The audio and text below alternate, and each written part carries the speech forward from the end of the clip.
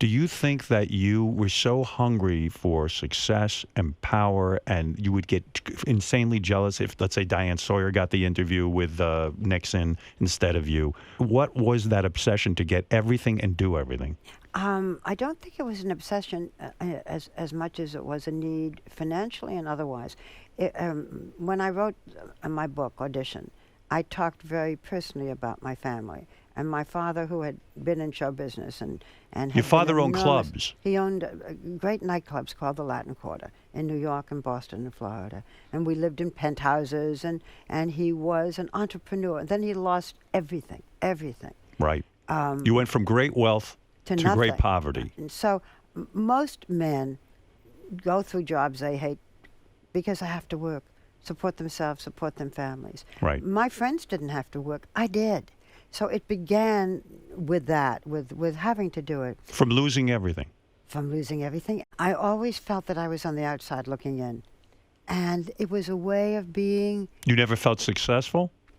Well, in the early days, it was very hard for a woman. And it was very hard to get a job or to be accepted. When I was first on the Today Show, the host who came on the program after Hugh Downs would not let me do any of the serious, hard news questions. So you Who always... was that? You always... That was a man named Frank McGee. It went all the way up to the president of NBC, and it was the one time that I really fought the battle, and the decision was that I could come in after he had asked 3 questions. I could come in for the 4th. Wow. So it wasn't obsession as much as it was, hey, I want to work. Did you also feel like an outsider? Because when you were growing up, you talk about this, your sister was disabled. Yes. And the other kids made fun of you because of her. True.